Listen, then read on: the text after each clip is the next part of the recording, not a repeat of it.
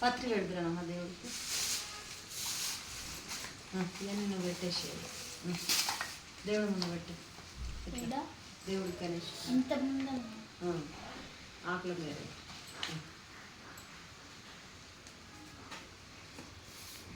ఆడంగా వచ్చేసి ముక్కుల చున్నీ దీపం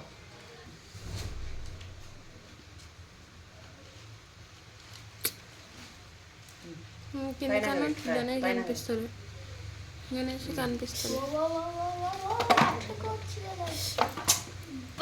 దాని కింద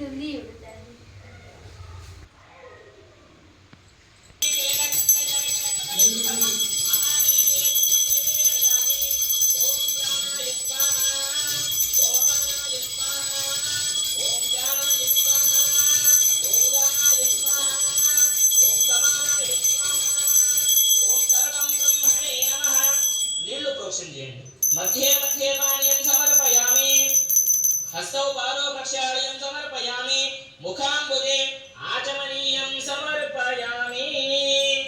ఇప్పుడు నైవేద్యం సమర్పణ చేశాం. తర్వాత తాంబూలం పెట్టాలి. తాంబూలము అంటే 2 తమలపాకులు తీసుకోండి.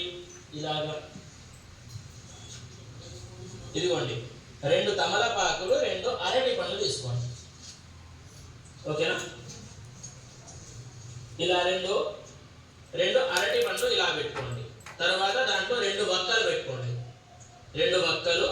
అదేవిధంగా దాంట్లో ఎంతో కొంత ఒక 11 రూపాయలు లేదా రూపాయి బిల్ల ఏదైనా సరే మీరు పెట్టుకోవచ్చు. పెట్టుకొని స్వామి వారికి సమర్పణ చేయండి. 1 రూపాయి బిల్ల పెట్టుకుంటున్నాం, మీరు కూడా అలా పెట్టుకోండి. అలా పెట్టుకొని స్వామివారి దగ్గర ఇలా మనస్ఫూర్తిగా ఇలా పెట్టేసేయండి. తాంబూలం ఇప్పుడు చెప్పండి అమ్మా అందరు కూడా. ఇప్పుడు చెప్పండమ్మా. తాంబూలం సమర్పయామి అని చెప్పేసి దానిపైన కొన్ని అక్షంతలు వేయండి. తాంబూలం పైన తాంబూలం సమర్పయామి ఫూగే ఫలైష్ట కర్పూరైర్ నాగవల్లీదలైర్యతం ముక్తా చూర్ణ సమాయుక్తం తాంబూలం ప్రతిగృహ్యతాం ఫూగే ఫల తాంబూలం సమర్పయామి. ఇప్పుడు తాంబూలం సమర్పణ చేసిన తర్వాత స్వామి వారికి కర్పూర దివ్య మహామంగళ హారతి ఇవ్వాలి. ఇప్పుడు అందరూ కూడా హారతి ఇవ్వండి అమ్మా. ఓం హిరణ్య పాత్రమ్మలో పూర్ణరాతి మదత్యాగానేతి ఏకరా బ్రహ్మణ ఉపహరతి ఏకరైవ యజమానాయ తేజోదధాతి సామ్రాజ్యం భౌత్యం స్వరాజ్యం వైరాజ్యం పారమేత్యం రాజ్యం మహారాజ్యమాధిపత్యం కర్పూరగౌరం కరుణావతారం సంసారకారం భుజగేంద్రహారం సదావసంతం హృదయారవిందే భవం భవాని సహితం నమామి. కర్పూర మహామంగళ ఆనంద నీరాజన దీపం దర్శయామి. నీరాజనానంతరం శుద్ధ ఆచమనీయం సమర్పయామి. ఎప్పుడైనా సరే స్వామి వారికి 3 సార్లు చూపించిన తర్వాత నీళ్లు ఇక్కడ ప్రోక్షణ చేసి మనము హారతి కళ్ళకు అద్దుకోవాలి. ఇలా 3 సార్లు మీరు కూడా కళ్ళకు అద్దుకోండి. హారతి కళ్ళకు అద్దుకున్న తర్వాత ఇప్పుడు చేతిలో కొన్ని అక్షంతలు పట్టుకొని కథను శ్రద్ధగా వినుకుంటూ కూర్చోవాలి. కథ ప్రారంభమవుతుంది. వినాయక చవితి వ్రత కథ ప్రారంభ. ముందుగా చేతిలో అక్షంతలు పట్టుకోండి. ఇప్పుడు వ్రత కథను శ్రద్ధగా వినుకుంటూ కూర్చోండి. ముందుగా ఏంటి అని అంటే గజాసురుడు అనేటటువంటి ఒక రాక్షసుడు ఉంటాడు. ఆ యొక్క రాక్షసుడికి శివుడు అంటే చాలా ఇష్టం. శివుడికి నేను మాత్రమే పూజ చేయాలి, వేరెవ్వరు కూడా పూజ చేయకూడదు అనేటటువంటి ఒక కోరిక ఉండేది. ఆ యొక్క కోరిక మేరకు తన ఉదరంలో ఉంచుకుంటాడు శివుడిని. ఎందుకు అని అంటే శివుడు తథాస్తు అని చెప్పేసి వరం ఇచ్చేస్తాడు. భోలాశంకరుడు కాబట్టి అడిగిందల్లా ఇచ్చేస్తాడు శివుడు. కాబట్టి అలా ఇచ్చేసరికి గజ అంటే రాక్షసుడు అని చెప్పేసి శివుడికి తెలియదు కాబట్టి అలా తథాస్తు అంటాడు. అప్పుడు విష్ణువు ఏదో ఒక ఉపాయం చేసి శివుడిని బయటికి తెస్తాడనమాట.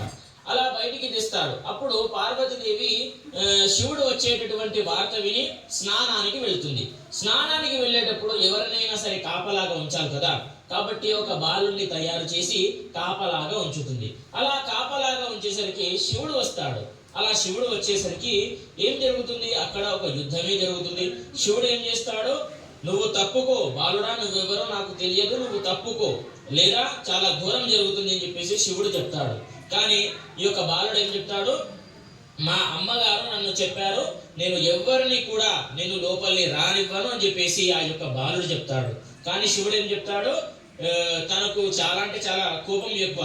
భోలాశంకరుడు అదే విధంగా కోపం కూడా అంతే ఉంటుంది. కాబట్టి తన శిరస్సును ఖండిస్తాడు శివుడు. కాబట్టి ఆ యొక్క శిరస్సు ఖండించేసరికి పెద్ద శబ్దం వినిపిస్తుంది.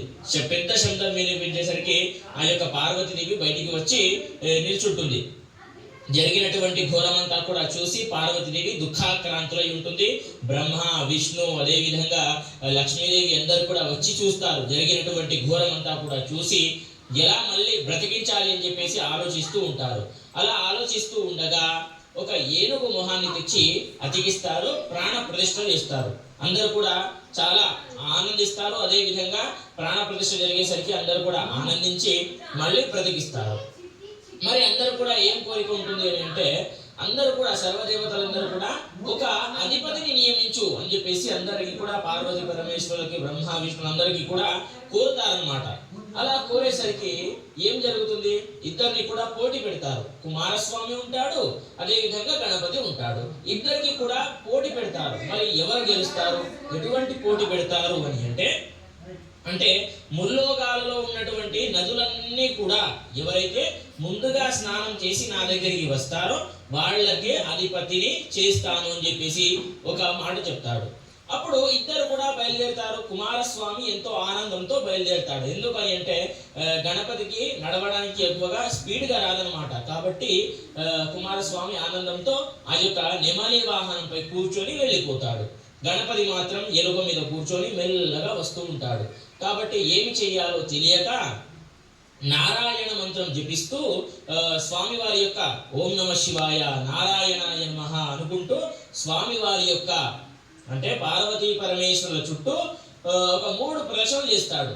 అలా 3 ప్రదక్షిణలు చేయగానే ఏం జరుగుతుంది, కుమారస్వామికి ఏం కనిపిస్తుంది అని అంటే ఆ యొక్క కుమారస్వామి కంటే కూడా ముందే గణపతి స్నానం చేస్తున్నట్టుగా కనిపిస్తుంది. ఎక్కడికి వెళ్ళినా సరే కుమారస్వామి కంటే కూడా ముందు గణపతియే కనిపిస్తాడు.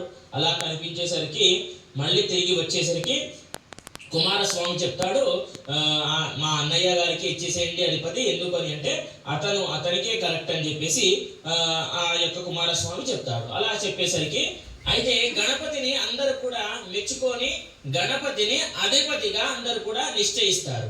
అలా ఇది ఇలా ఉండగా మరి భాద్రపద శుద్ధ చవితి నాడు గణపతిని పూజించాలి అని చెప్తారనమాట. కాబట్టి ఆ యొక్క భాద్రపద శుద్ధ చవితి నాడు గణపతి ఎన్నో పూజలు అందుకొని కైలాసానికి వచ్చేటప్పుడు ఎన్నో కుడుములు తిని కజ్జికాయలు తిని వస్తూ ఉంటాడు.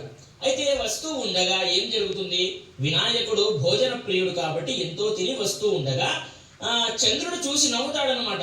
ఈ యొక్క వినాయకుడి అవస్థలను చూసి నడవడానికి కూడా రావట్లేదు, అంతగానం తింటావా అని చెప్పేసి ఆ యొక్క చంద్రుడు అలా నవ్వేసరికి ఏం జరుగుతుంది, పార్వతీదేవికి కోపం వస్తుంది. పార్వతీదేవి ఏం చెప్తుంది, చూడండి ఈ యొక్క భాద్రపద శుద్ధ చవితి నాడు ఎవరైతే నిన్ను చూస్తారో వాళ్ళకి నీలాప నిందలు కలుగుతాయి అని చెప్పేసి శపిస్తుంది పార్వతీదేవి. ఇలా శపించేసరికి అందరూ కూడా ఆశ్చర్యపోతారు, అందరూ కూడా దుఃఖాక్రాంతులై ఉంటారు. మరి ఇది ఇలా ఉండగా శమంతకమణి అనేటటువంటి ఒక మణి ఉండేది. అయితే ఇది ఇక్కడ నుంచి శ్రద్ధగా వినండి. ఏంటి అంటే సత్రాజిత్తు అనేటటువంటి ఒక రాజుగారు ఉంటారు. ఆ యొక్క రాజుగారికి శమంతకమణి అనేటటువంటి ఒక మణి ఉండేది. ఆ యొక్క మణి ఏంటి అంటే ప్రతిరోజు కూడా 10 బారుల బంగారాన్ని ఇచ్చేటటువంటి మణి.